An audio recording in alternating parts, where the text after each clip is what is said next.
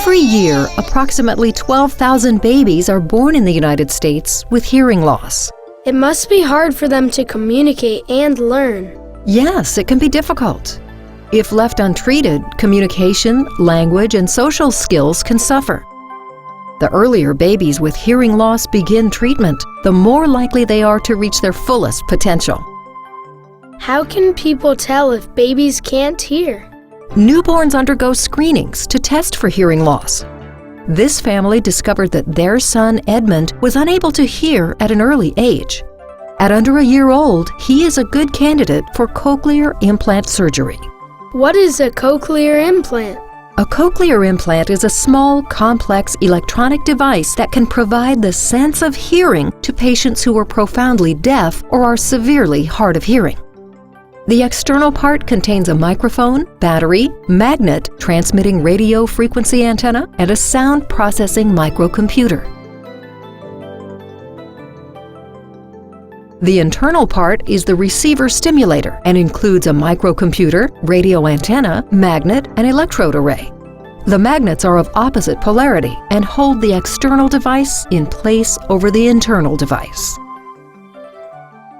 When a child is hearing impaired, our first job is to find out how hearing impaired they are. So for some kids, just being a little hearing impaired doesn't really require much from us. If they're a little more hearing impaired, moderately hearing impaired, then we treat them with hearing aids, and they'll do just fine. They don't need an operation. But when they're so deaf that hearing aids can't really give them what they need, that's when we recommend cochlear implants. This is the cochlea on both sides. Okay. Left cochlea, right cochlea. And we can see, because it's whitish in color, that it's not obstructed. So the cochlea is open, it will receive the electrode without a problem. So that's step one. And step two, we want to make sure that the nerve to the cochlea is physically there, and we can see it's the dark line right here. This is the nerve of balance, and the balance system is over here. Edmund's family decided to have the procedure done at the University of Miami's Ear Institute, where they worked closely with a cochlear implant audiologist, a psychologist, and a speech-language pathologist. So remember that in the cochlea are those hair cells. Like a piano. Like a piano, that's right. And so when Dr. Balcony talks about the electrode array, that's this piece here. So this is one of the companies, and I'll show you what their internal device looks like. So in our drawing, this is the part that would go just under the skin, and then the doctor takes the electrode array and he puts it right into the cochlea. Okay, so this is what this company's internal device looks like. So this is the part that goes just under the skin, and then this is the electrode array that would go into the cochlea. Okay. They would wind that in. It sounds like a difficult surgery. Well, it's not difficult, but surgery involving children can be nerve-wracking.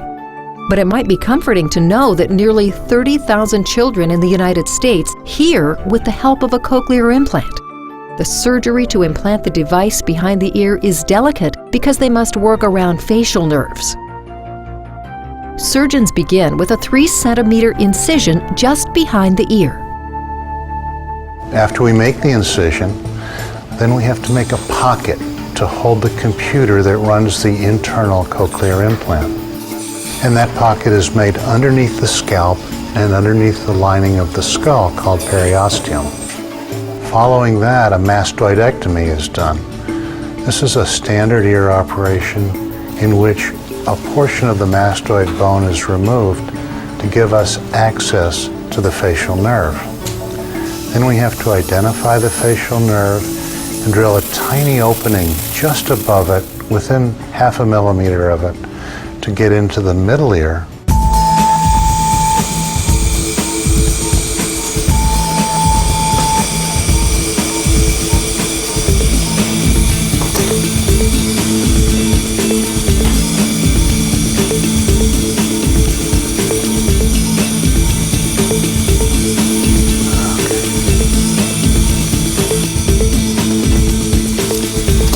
Okay, that's in there really well.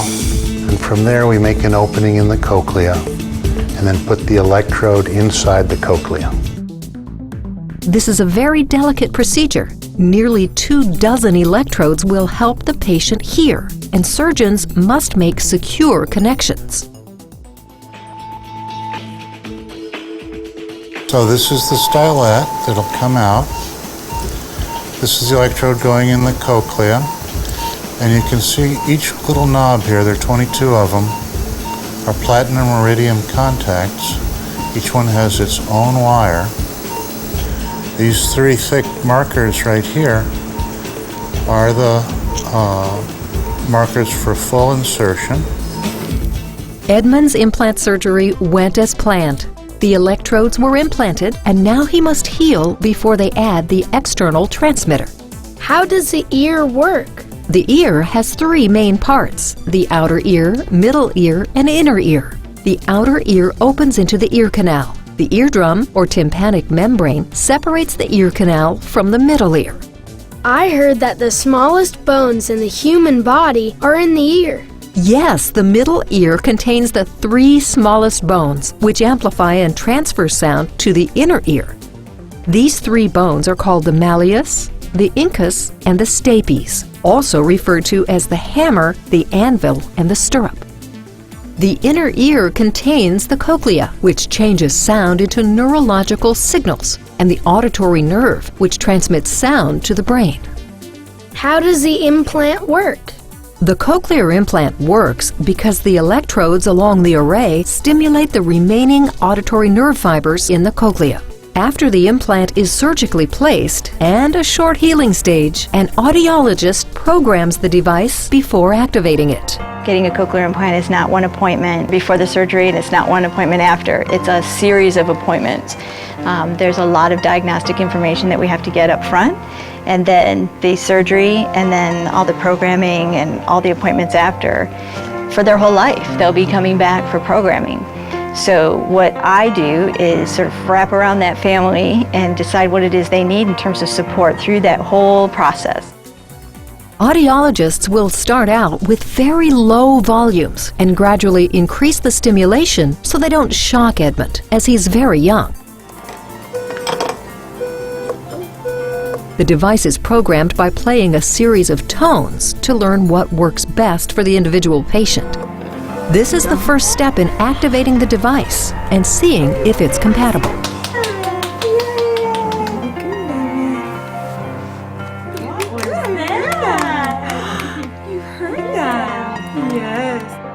As a parent, I just want to do what is the best thing for my son, and that's what a cochlear implant is going to do for him. My hopes are that when he first starts hearing that he loves it, as I'm sure everybody would hope. I'm a little bit worried that he's not going to like it at first. He didn't really like hearing aids at first. I'm pretty sure this might be a little bit tough in the beginning. Edmund is coming in today for his initial stimulation and the beginning of his programming. And this will be the first time that Edmund will be hearing sound. And he was implanted early enough so that hopefully he'll be in mainstream school and will be with all his friends and peers and doing all the things that normal kids do. The audiologist is prepared to activate the device to see Edmund's reaction to his family's voices. So with children, we can get very different reactions. Sometimes they cry, sometimes they're very still, sometimes they look afraid, sometimes they'll want to cling to a parent or mom. So we just don't know how they react. Okay, so we'll just take it however he will hear the sound. Are you ready? Edmund. Edmund. He does. This is completely normal. We know he heard when when she was stimulating the electrodes. We know he heard those. We all saw that, right? And so now, as soon as you turned on live voice, he heard you as well. He just reacted through crying because it's so new to him. You just kind of feel privileged to be there. And you see the looks on the family's faces, and that something they've been wanting for so long is finally happening. And even though he cried, they know he heard. And so it was powerful. It's always powerful. It's always amazing. And We just have to respect that it's their moment, and we're just lucky to be there. It's amazing that science can help people hear better. Yes, it is. And Edmund's parents are especially excited for the chance to communicate with him through spoken language for the first time. Once a patient is implanted with a cochlear implant, they are required to return for periodic routine programming adjustments. This is 14-year-old Kennedy. She and another former patient, Michael, stopped by to give advice to Edmund's family. Come on in, have a seat. I'm Michael. Hi, I'm Philip. Nice to meet Nice you. to meet you. Hello, I'm Kennedy. Janet. Hi. Nice to meet you. Kennedy. I always tell people that also have implants, it's basically how you treat it. You know, if you wear it with confidence, that's how people are going to receive it. He should be straightforward with it. So if people ask him, what's that on your ear? He should be like, I'm deaf, I have a cochlear implant. And as long as he doesn't treat it like it's weird, then the other people should get to know him, become friends with him, and he'll do fine. One of the things I do for community service work and just to give back is I meet with families a lot of kids with who've just been implanted or thinking about getting implanted, and I give them advice. I let them know how their child could end up being, and I encourage them. I give them a lot of advice, and it's one of the things I really enjoy doing. I had a lot of fun today. It was really fun. Advances in hearing-assisted technologies have rapidly improved. Scientists continue to push forward with new ideas.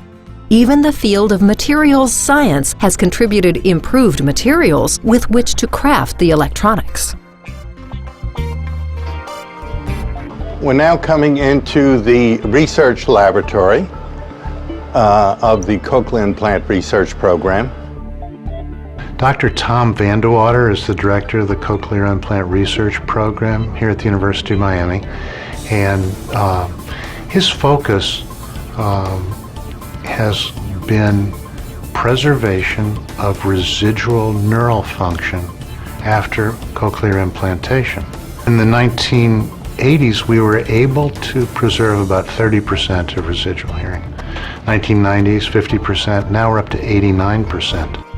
Scientists and biomedical engineers have given patients all over the world the ability to use their senses again through technology such as cochlear implantation.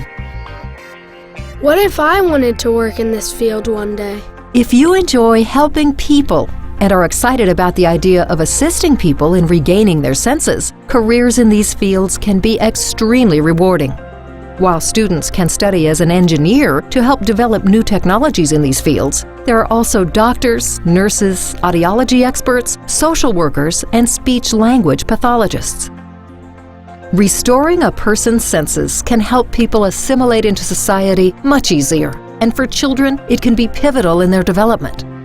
Scientists and engineers are helping the disabled live normal and productive lives while developing technologies and processes that will continue to improve the human condition and the treatment of disabilities for years to come.